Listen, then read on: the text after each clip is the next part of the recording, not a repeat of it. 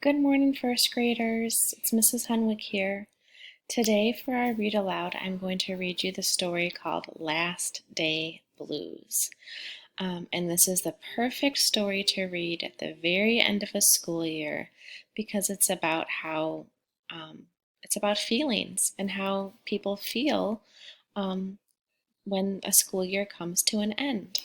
And here we go. Last Day Blues.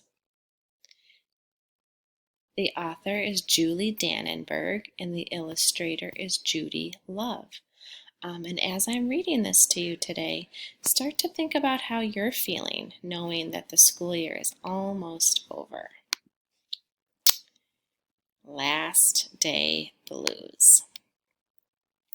On the Monday morning, before the Friday that was the last day of school, Mrs. Hartwell took attendance. She sighed as she called out the last name. "I'm going to miss all of you," she said. The kids nodded in agreement. "I'm going to miss my friends," said Shannon. "I'm going to miss Daisy," said Dan. "I'm going to miss chocolate milk and pizza for lunch," said Joe. Everyone felt a little blue thinking about the last day of school. Even Daisy. That afternoon during recess, the students talked as they hung out on the jungle gym. "Mrs. Hartwell said she's going to miss us," said Alexandra, swinging from a bar. "We should get a present to cheer her up," said Eddie, hanging upside down by his knees. "I could give her the rest of my sandwich. It's my mom's bologna special," said Josh. "Or a coffee cup. Or a new pen, the kind with feathers and beads." The students thought and thought, but couldn't come up with one single idea that they all agreed on. "We'll think of something tomorrow," Eddie assured everyone as they lined up at the drinking fountain. On the Tuesday before the Friday that was the last day of school, Mrs. Hartwell read the final page of their last read-aloud book.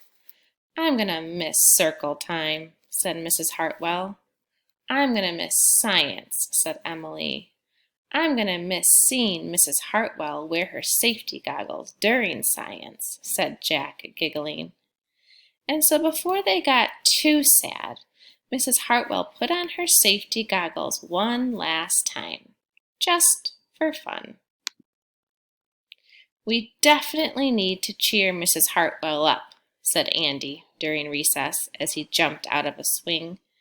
"Any ideas about a present?" Eddie asked. "None," they all answered. On the Wednesday before the Friday that was the last day of school, Mrs. Hartwell brought in her super-duper sugar cookies with extra frosting. "I'm going to miss snack time, but I can't wait for barbecues by the pool," said Jack. "I'm going to miss recess, but I can't wait to play hide and seek outside after dinner," said Alexandra. "I'm going to miss school, but I can't wait for summer vacation," said Jack. The class discussed their summer plans and drowned their last day blues with another round of milk and sugar cookies. "I don't know whether to be happy or sad today," Andy said the minute they all arrived at the jungle gym. "Mrs. Hartwell is sad," said Olivia. "She probably doesn't want the year to end." "While we're swimming, she'll be reading her old lesson plans," said Walker. "And while we're playing, she'll be trying to remember the fun times we had this year," said Dan. And that's when an idea zipped, zapped, and zinged through Eddie's brain. "I know exactly what will cheer her up," Eddie said, jumping down from the jungle gym. The class agreed it was perfect. On the Thursday before the Friday that was the last day of school, Eddie raised his hand right after Mrs. Hartwell started language arts. "We need some privacy, please," he said. And so Mrs. Hartwell took down bulletin boards with her back to the class. She never even peeked. Well, only once. On the morning of the Friday that was the last day of school, The students dashed into the classroom. They snapped open the shades for the very last time. They did their chores for the very last time. They fed Daisy for the very last time.